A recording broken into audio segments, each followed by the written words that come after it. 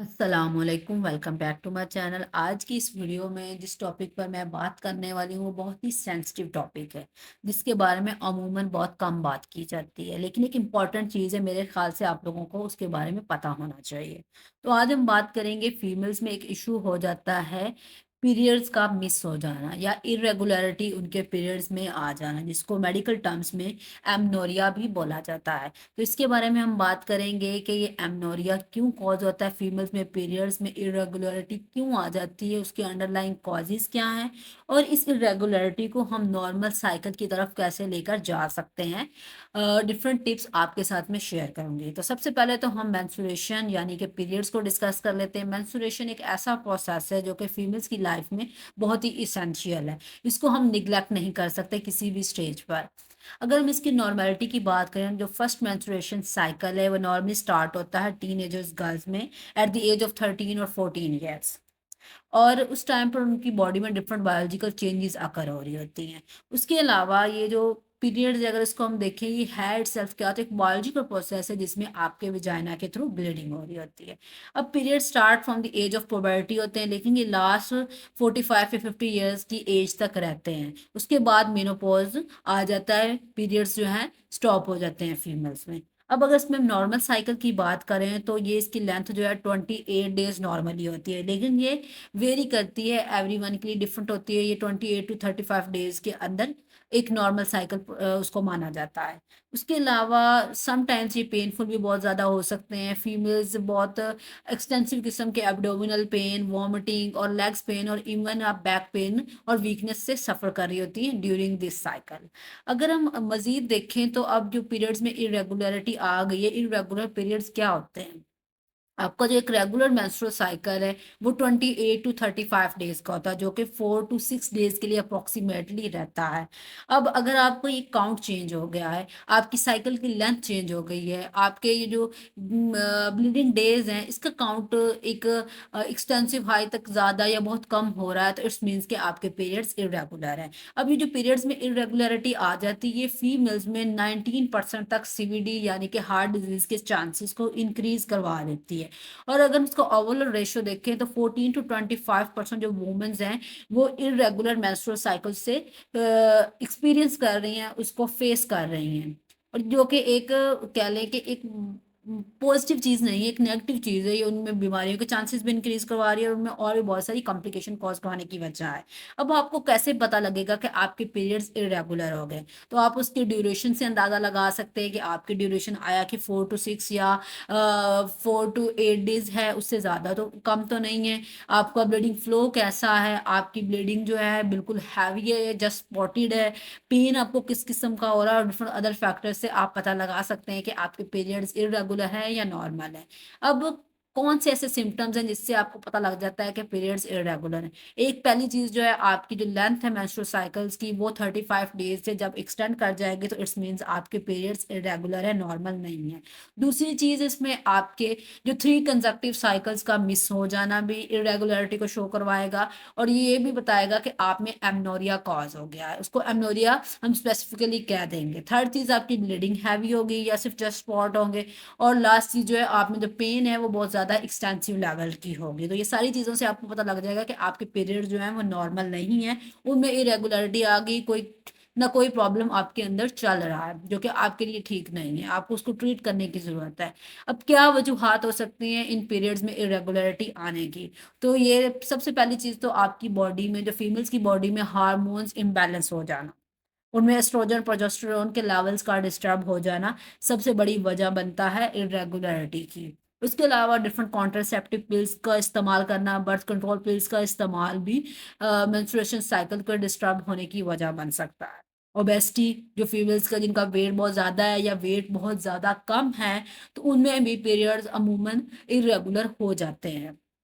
आपका जो लाइफ़स्टाइल है, उसको चेंज करने की ज़रूरत होती है। अगर आप फिज़िकली एक्टिव भी नहीं हैं, अनहेल्दी ईटिंग कर रहे हैं, तो वो भी आप में एक इर्रेगुलर पीरियड होने की अहम वजह है। और सबसे लास्ट चीज़ पॉलीसिस्टिक ओवियन सिंड्रोम, इसमें भी आपके पीरियड्स में इर्रेगुलरिटी कॉज़ होती है। ये स्पेसिफिक एक फीमेल कंडीशन जिसको पीसीओएस भी बोला जाता है। अब हम बात कर लेते हैं कि आपकी पीरियड्स में इर्रेगुलरिटी आ गई है, तो इसके लिए कौन-सी इफेक्टिव होम रेमेडीज़ हैं, जो कि आपके इर्रेगुलर पीरियड्स को दोबारा रेगुलाइज़ कर सकती हैं। तो इनमें टॉप ऑफ द लिस्ट आ जाती है जिंजर टी। जिंजर टी और भी बहुत सारे डिजीज़ और सिम्पटम्स के लिए बेनिफिशियल है, इंक्लूडिंग इर्रेगुलर पीरियड्स। अब रेगुलर कंज़प्शन अगर आप जिंजर टी की करते हैं, तो ये आपके पीरियड्स को रेगुलेट करवाने में बहुत हद तक हेल्प करती है। इसके अंदर एक कंपाउंड मौजूद होता है जिसको हम जिंजरोल बोलते हैं। ये आपकी लोअर बॉडी में जितनी भी इन्फ्लेमेशन है उसको कम करवाएगी। आपके जो यूट्राइन मसल्स हैं उनको कॉन्ट्रैक्ट करवाएगी। आपके जो हार्मोन इम्बैलेंस हो गए हैं अगर, तो उसको बैलेंस को फैसिलिटेट करवाएगा जिंजर का इस्तेमाल। और ये आपका जो एक मंथली अकर्स ऑफ पीरियड है ना, उसको एक नॉर्मलाइज़ स्टेज पर ले आएगी। उसके अलावा सेकंड चीज़ जो हमारे पास आ जाती है, अनराइप पपाया आ जाती है। अनराइप पपाया भी आपका जो इर्रेगुलर पीरियड्स हैं उसको नॉर्मल करने के लिए बहुत ही इंपॉर्टेंट रोल प्ले करता है। ये आपको जो यूट्राइन की कॉन्ट्रैक्शन है उसको बेहतर बनाएगा, जो कि आपके अकर होती है ड्यूरिंग योर पीरियड्स। उसके अलावा अगर आप इसको रेगुलरली इसके जूस को कंज्यूम करेंगे फ्यू मंथ्स के लिए, तो ये ड्रिंक आपके जो पीरियड्स हैं उसको एक नॉर्मल चीज़ पर लेकर आ जाएगी। थर्ड चीज़ है जैगरी। जैगरी एक स्वीट चीज़ है, इसके अंदर डिफरेंट मेडिसिनल प्रॉपर्टीज़, अगर आप इसको रेगुलरली कंज्यूम करते हैं तो ये भी आपके पीरियड्स को रेगुलेट करने में और जो यूट्राइन क्रैम्प्स होते हैं, पेन होती है एक्सटेंसिव किस्म की, उसको भी रिड्यूस करने में काफ़ी हद तक मदद करती है। And turmeric. टर्मेरिक तो जैसे कि एक घर का इंग्रेडिएंट है, हमारे घरों में नॉर्मली पाया जाता है और हम उसको हर खाने में इस्तेमाल कर रहे होते हैं। तो ये भी अपने अंदर एक मैजिक रखती है, एक मैजिकल होम रेमेडी है एनी कंडीशन के लिए। इसकी रेगुलर कंजप्शन आप जगरी के साथ मिक्स करके भी इसको ले सकते हैं, तो ये आपके पीरियड्स को रेगुलर कर सकती है। इसके अंदर एंटी इन्फ्लेमेटरी प्रॉपर्टीज है जो कि आपके यूट्राइन जो क्रैम्प्स है उसको रिड्यूस कराने में आपकी हेल्प करेंगी। आपके पीरियड्स को एक नॉर्मल स्टेज तक नॉर्मली ले जाएंगी, आपके साइकिल को नॉर्मल करेंगे। इसको आप मिल्क के साथ ले सकते हैं, हनी ऐड करके ले सकते हैं, टर्मरिक टी इस्तेमाल कर सकते हैं। तो डिफरेंट तरह से आप इसको अपनी डाइट में ऐड कर सकते हैं, तो ये भी काफ़ी इफेक्टिव रहती है आपके पीरियड्स को दोबारा रेगुलाइज करने के लिए।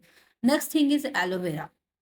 एलोवेरा के बारे में भी आपने सुना होगा, ये एक एक्सीलेंट होम रेमेडी है आपके मेंसेस को रेगुलेट करने के लिए, आपके एक्सेसिव वेट को रिड्यूस करवाने के लिए। ये ओवरऑल आपका जो मेटाबॉलिज्म है उसको इन्हांस करवाता है एलोवेरा, और आपका जो गट सिस्टम है उसको हेल्दी बनाता है। एंड अल्टीमेटली आपका जो हार्मोनल इम्बैलेंस कॉज हो गया उसको बैलेंस करवाएगा इसका इस्तेमाल, और आपकी जितनी भी मेंसेस में मेंस्ट्रुअल पीरियड में इरेगुलरिटीज आ गई हैं उनको भी ट्रीट करेगा। एलोवेरा को आप ड्यूरिंग पीरियड्स ले सकते हैं, या आपकी जितनी भी यूट्राइन कॉन्ट्रैक्शंस हैं उनको इंक्रीज करवाएगा, जो कि ड्यूरिंग पीरियड्स आपको हेल्प करती हैं। एप्पल साइडर विनेगर का इस्तेमाल भी बहुत सारी स्टडीज ने इस बात को प्रूव किया है कि ये भी आपके पीरियड्स को रेगुलाइज करता है। फीमेल्स में जो हार्मोन्स है, फीमेल्स जो पॉलीसिस्टिक ओवरी सिंड्रोम से सफ़र कर रही होती हैं उनके लिए इसका इस्तेमाल बहुत अच्छा है। ये आपकी बॉडी में आपके वेट को, आपके ब्लड शुगर लेवल्स को और इंसुलिन लेवल्स को भी कंट्रोल करने में बहुत हद तक मदद करता है।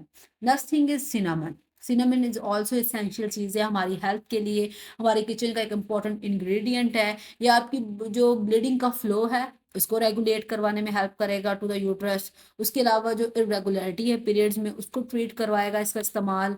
और ड्यूरिंग पीरियड जो आप में एब्डोमिनल पेन, नोजिया और वॉमिटिंग के सिम्टम्स शो हो रहे होते हैं, जो कि नॉर्मल चीज़ होती है, उसको भी ये रिड्यूस करवाएगा। आपकी जो डिसकम्फर्ट की सिचुएशन है उसको रिलैक्स करने में आपकी हेल्प करेगा। 1 टेबलस्पून अगर आप इसको ग्लास ऑफ मिल्क में डेली कंज्यूम करते हैं तो आपको बेटर रिजल्ट्स मिलेंगे इसके against. Next thing is beetroot. Beetroot भी बहुत ही इफेक्टिव है आपके एमनोरिया की कंडीशन के लिए, इरेगुलर पीरियड्स के लिए। कंज्यूमिंग बीट रूट में हेल्प डील विद रेगुलर आपके करने के लिए पीरियड्स के प्रॉब्लम को, जो इसमें इरेगुलरिटी उसको सॉल्व करवाएगा, उसके सिम्टम्स को भी सॉल्व करवाएगा। इसके अंदर फॉलिक एसिड बहुत अच्छे अमाउंट में मौजूद होता है, इसके अंदर आयरन बहुत अच्छे अमाउंट में मौजूद होता है, जो कि आपके ब्लड में ओवरऑल हीमोग्लोबिन के लेवल को इंक्रीज करवाएगा, और ये आपके वर्क अगेंस्ट करवाएगा एमनोरिया। आपको नॉर्मली जो डॉक्टर्स हैं वो फॉलिक एसिड रिकमेंड कर रहे होते हैं जब आपका ब्लीडिंग इशू आ रहा होता है, तो वो यही वजह होती है कि ये आपके ओवरऑल इसको सॉल्व आउट कर सकता है। तो आप उसके सप्लीमेंट लेने के बजाय आप उसको डाइट से ले सकते हैं फॉलिक एसिड और आयरन को, और अपने इस इशू को सॉर्ट आउट कर सकते हैं। सबसे लास्ट चीज़ जो है, हमें अपनी डाइट पर ज़्यादा से ज़्यादा ध्यान देने की ज़रूरत होती है, खासतौर पर फीमेल्स को।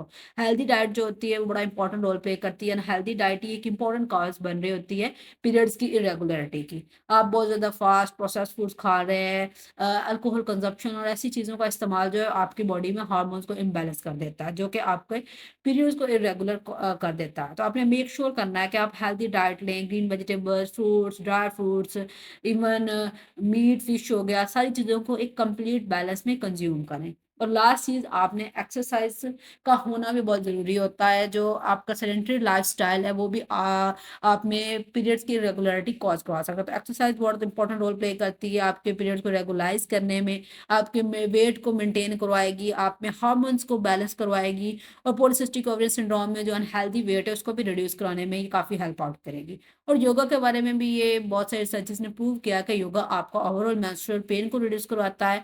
आपके इमोशनल जितने भी सिम्पटम्स हैं मेंस्ट्रुएशन से जो एसोसिएटेड होते हैं, लाइक एंजाइटी हो गया, डिप्रेशन हो गया, उनको भी इम्प्रूव करवाता है और फीमेल्स में ओवरऑल जो प्राइमरी डिसअमेनोरिया है उसकी कंडीशन को ट्रीट करने में ये हेल्प आउट करता है। अब आपको डॉक्टर को विज़िट करने की कब ज़रूरत है, कब आपको डॉक्टर के पास जाना चाहिए? पहली चीज़ तो जब आप 3 और मोर पीरियड्स अगर मिस करते हैं 1 ईयर में, तो आपको डॉक्टर के पास जाने की ज़रूरत है। अगर आपकी जो फ्रीक्वेंसी है पीरियड्स की, वो इंक्रीज़ हो गई है, 21 डेज़ आपका एक रेगुलर साइकिल बन गया है, तो फिर भी आपको डॉक्टर के पास जाने की ज़रूरत है। या आपकी जो फ्रीक्वेंसी है वो कम हो गई है, तो फिर भी डॉक्टर के पास आपको चेकअप के लिए जाना चाहिए। और लास्ट चीज़, आपकी जो ब्लीडिंग है वो नॉर्मल नहीं है, ग्रेटर अमाउंट ऑफ ब्लीडिंग हो रही है ड्यूरिंग पीरियड्स, तो ये भी एक अननेचुरल चीज़ है।